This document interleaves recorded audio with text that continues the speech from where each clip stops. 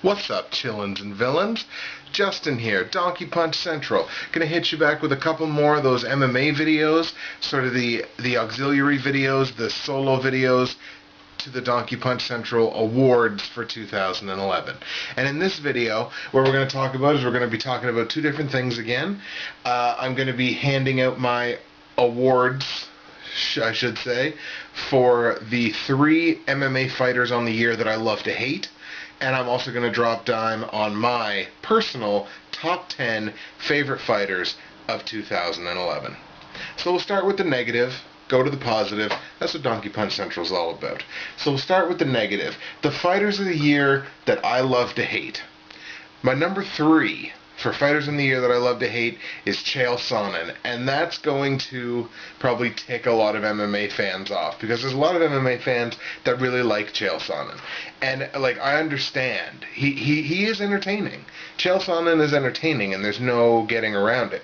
He's entertaining, but he's arrogant. He's just really, really fucking arrogant, and if this was pro wrestling, I would get it and I could appreciate him as a heel. But this MMA is not trying to be pro wrestling. I think it should embrace the entertainment aspect better than it does, like pro wrestling does. But ultimately, MMA is not pro wrestling. So, I mean, any of these guys, like last year, one of my guys that I love to hate was Josh Koscheck for the exact same reason. He plays a character that he doesn't have to play. He's playing a character above and beyond sort of being himself. Like I say, he's entertaining. I don't know. I find him arrogant, and I can't get on board. Cannot get on board the Chael Sonnen train. So Chael was my number 3. My number 2 fighter on the year that I love to hate is Ben Askren. And a lot of the, especially like casual UFC fans, might be going, "Who the fuck's Ben Askren?" Ben Askren is the welterweight champion in Bellator. And Ben Askren, as soon as the Nate Marquardt, the low T thing came out and Marquardt got cut by the UFC, like the same day, Ben Askren was all over Twitter, like kicking the man when he's down, and he's like, "Oh, now that you're at UFC, come over to Bellator and I'll kick your ass," and blah, blah, blah. I don't know, just a classless act for a guy that's like acting like a world beater when, like, ultimately, I mean, you know, you don't have a ton of competition at the welterweight division in Bellator, save for Ben Saunders. Ben Saunders represent. You follow me on Twitter, and I follow you back. You can follow Ben Saunders on Twitter at Ben Saunders MMA. But so I mean, Ben Askren, he's a big fish in a small pond, but he talks like he's one of these world beaters, and that's just one thing that I don't know. I can't stand that in a fighter. So Ben Askren is my number 2, followed only by number 1. Michael the Count Bisping. What a douchebag Michael Bisping is. And you know what? I thought Michael Bisping was a douchebag long before he coached this season of The Ultimate Fighter opposite Jason Mayhem Miller, who I'm a big fan of. I thought he was a douchebag long before this, and this just proved it. Michael Bisping is a dirty fucking fighter. He's one of these guys that thinks absolutely nothing of, like, kneeing a dude when he's down when it's not in the rules to do so. He's just, I find him cheap. I find him a dirty fighter. He's a good fighter. He's not a great fighter. He's a good fighter, but he's given all this credit. He talks so much shit and is given all this credit for fairly mediocre accomplishments. I mean, what has Michael Bisping accomplished besides winning whatever it was, 3rd season or whatever it was of The Ultimate Fighter? Besides winning their reality show, what has he done? Nothing. He's got good wins, but people talk like he's like top 10 in his division, and I don't see it. I don't think he is. I haven't seen him get the high quality, the consistent high quality types of wins that would validate someone saying, "Oh, Michael Bisping's a top 10 middleweight." Anyways, so Michael Bisping, Michael Bisping is my number one fighter on the year that I love to hate. I love to rag on Michael Bisping because he gives you a lot of ammo. But anyways, that's enough of being negative. So we are going to go and dive headfirst into my top 10 favorite fighters of the year. We're going to start from the bottom, go right to the top, like everybody should. Starting at the bottom with number 10, my number 10 fighter on the year, this is kind of self-indulgent, is Herschel Walker. Herschel Walker only fought once this year. He beat, I believe it was Scott Carson. Yeah, TKO'd Scott Carson in the first round of Strikeforce Diaz versus Cyborg. The man is just a marvel. Like, he's a marvel of humanity. At 49 years old, the guy's built like an Abrams tank. Like, he is a really fit dude. Now, I mean, obviously, based on his age, he's got a pretty short window if he wants to sort of make any waves at this. I think he can. To be perfectly honest, maybe I'm calling it a little early, but he's super athletic, and with more experience, I think he can make waves. The only problem, again, is the fact he's got a relatively short window. Anyways, Herschel Walker's my number 10 favorite fighter on the year.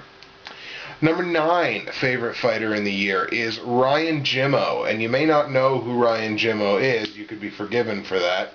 He's going to be making his UFC debut in 2012. In 2011, he was 3-0. He beat Lewis, a TKO in the third round at MFC 28. He beat Cummings, a unanimous decision at MFC 29, and beat Thierry Sokaju, a unanimous decision at MFC 31, which was a terrible fight, but anyways, he still won it. He's a 205-pound champ in MFC, which is Maximum Fighting Championships. He's Canadian, and he basically carries that company on his back. It's like he's definitely their golden boy. He's like every pay-per-view or every like event that they do, Jimmo's got to be on the card, or they're like not selling any tickets. Bit of a douchebag, but I mean, you know, every MMA fighter is a bit of a douchebag. So, I mean, take it for what it is. But Ryan Jimmo, my number 9 on the year. Number 8 favorite fighter of the year, Shinya Aoki. Of course, most people know Shinya Aoki, Dream lightweight champion, one of the all-world best grapplers in MMA. 2011, he was undefeated at 3-0. Submitted Lyle Beerbohm in the first round at Strikeforce Diaz versus Daly. Submitted Rich Clemente in the second round at the Dream Fight for Japan card. And submitted McCullough in the first round of Dream 17. Aoki has another fight this year. He's fighting Kitaoka at the Fight for Japan, the Dream New Year's Eve event. So he's got another fight this year, so he could be 4-0 if he beats Kitaoka, which I imagine that he probably will, but no disrespect to Kitaoka, he's a good fighter. I love watching Aoki fight because he's just this skinny little Japanese dude, and his grappling is just off the charts. And like it's just you watch his fight. His fight starts, and it's like you're just counting down in your head until he submits whoever he's fighting. So Aoki's he's a very fun fighter to watch, and he is my number 8 on the year. My number 7 fighter on the year, Stefan Skyscraper Struve. Struve in 2011 was 1-1. He submitted Pat Barry in the second round of Ultimate Live 4, I believe it was, and obviously got knocked out, that highlight reel knockout loss to Travis Brown, first round at UFC 130, sorry. I still think he's the future of the heavyweight division in the UFC. I really do. I think he's going to be the guy that, for whatever reason, I don't know. I don't really have anything to prove it. I just think that he's the future of the heavyweight division in the UFC, and he's only, I think, 24. So he's got a long time left to fight, and he's got a lot of fights under his belt. He's very experienced. So Stefan Struve is my number 7. Number 6 on the year, number 6, is Hector Lombard. Hector Lombard, of course, the Bellator Bellator middleweight champion, sorry. In 2011, he was 4-0. He TKO'd Joe Dirksen at CFC 16. He knocked out Vitali in the third round at Bellator 44 and submitted Jesse Taylor in the second round of Australian Fighting Championships 2. He also TKO'd Trevor Prangley in the second round of Bellator 58. Hector Lombard currently holds 3 titles in his weight class. He holds titles at middleweight, in AFC, in CFC, and in Bellator. I love Hector Lombard. I love watching the dude fight. He's just a beast. He is a beast. He's a big middleweight. He's very, very strong. His stand-up obviously is phenomenal. He's got a ground game. I just think he's close to the total package as long as he can, as long as his gas tank holds out. I mean, I think he's great. I've called him in the past the best middleweight fighter in the world, not named Anderson Silva, and you know, I don't necessarily know whether I'd hold to that now, but I mean, I think he's got to be certainly in the conversation. Anyways, Hector Lombard is my number 6 fighter on the year. My number 5 fighter on the year, Quentin Rampage Jackson. 2011, Rampage was 1-1. Unanimous decision win over Matt Hamill at UFC 130, and then got submitted in the 4th round to light heavyweight champion John Bones Jones at UFC 135. Obviously, Rampage, Pride legend, but he's one of these. He's a legend that can still go. Like Rampage can still fight. Rampage still has the good fight left in him. And you know, he's capable of beating top competition. Would I call Matt Hamill top competition? No, but you can put him in there with anybody in the light heavyweight division, and Rampage has got a good chance to win that fight. So I mean, he can still beat the top guys. And you know, maybe that's a bit of a generous pick, putting him number 5. But I mean, this isn't a best fighters list. This is a favorite fighters list. So, so Quentin Rampage Jackson is my number 5. My number 4, Mauricio Shogun Hua, another guy, Pride legend. Shogun was 1-2 in 2011. Oof, first guy with a losing record, but that's okay. He knocked out Forrest Griffin in the first round of UFC 134. Got TKO'd in the 3rd round by John Bones Jones at UFC 128, and lost a unanimous decision to Dangerous Dan Henderson at UFC 139 in what some are heralding as fight of the year. Bloodstained Lane heralded it, like I said before, as the greatest MMA fight of all time. You'd be hard-pressed to find one that was any better. Shogun, I mean, his knees really hold him back. Shogun's got bad knees, and he's had bad knees for a long time. So his knees, I think, kind of hold him back with surgeries and rehab and everything like that. And especially the fight the John Bones Jones fight. I mean, that it wasn't Shogun. I mean, you know, he wasn't himself. And of course he lost the belt because of it. Shogun, you know, Shogun's the man. He's amazing. He's got great stand-up. He's got a great ground game. He's a legend, and Shogun will always be up there for me. This year, Shogun is my number 4. My number 3 fighter on the year was my number 1 fighter of the year last year, Georges St. Pierre, GSP. In 2011, GSP only fought once in 2011. He had that unanimous decision win over Jake Shields at UFC 129. At this point, he's still the unquestioned king of the welterweight division, and that, I firmly believe, will be tested and proven false when he steps in and fights Nick Diaz. I honestly think Nick Diaz has the game to beat Georges St. Pierre, but that's a topic for another video. He's got elite wrestling. He does have great striking. He doesn't have the killer instinct anymore. And last year I kind of overlooked that, and I was like, Well, I know he doesn't have the killer instinct anymore, but he's still my favorite fighter. He's George St. Pierre and blah blah blah. I can't overlook it anymore. I mean, he's just like, I've got more killer instinct in a fight than George St. Pierre does. So he dropped a little bit on the year, especially where he only fought once this year.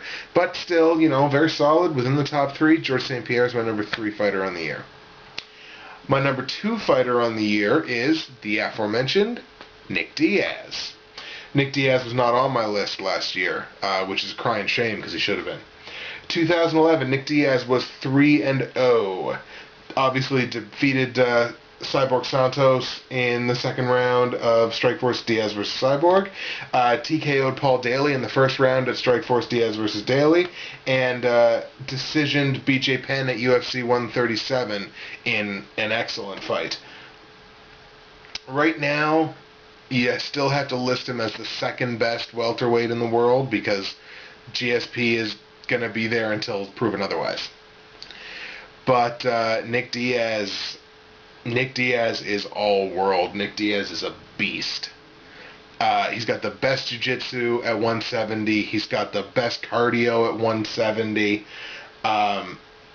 His striking is probably got the best boxing at 170 too. Nick Diaz is the total package, and he's dangerous for anybody that fights him. He can beat anybody in the welterweight division. Obviously, like I said before, George St. Pierre included. He can beat anyone in the division. And my number 1 favorite fighter on the year for 2011 is Clay the Carpenter Guida. You may not have expected that. 2011, Clay Guida was 2-1. Submitted Takanori Gomi in the second round at UFC 125, and decisioned Anthony Pettis at the Tough 13 finale. Lost his most recent fight to Benson Henderson, a decision loss at the first UFC on Fox event. What I love so much about watching Clay Guida fight is he's so energetic, he's so athletic, he's always moving, he's got a cast iron jaw, he's got everything you could want in a fighter. And I don't understand all these criticisms against Clay Guida. In terms of like, oh, he's just another one of these boring Greg Jackson wrestlers. But he's not. He's a great wrestler, but when he gets somebody down, he doesn't just blanket them like John Fitch. He's always moving. He's always trying to improve his position, finish the fight, either choke the guy out or pound him out. And so, I mean, I don't get the criticisms against Clay Guida. I really don't. Clay Guida in 2011 is my favorite fighter of the year. I want to thank you very much for taking this opportunity to watch another one of my long-winded videos. I've got one more MMA video to crank out for you. That is where I will be giving out my award for what I thought were the top 3 fights of the year and my top 5 events of the year. So again, thank you very much for watching. Keep on watching. We got movies coming up. We got video games coming up. We got Tyler's solo blogs too. Make sure you're watching his. I'm Justin. DonkeyPunch Central Awards 2011. I'm out.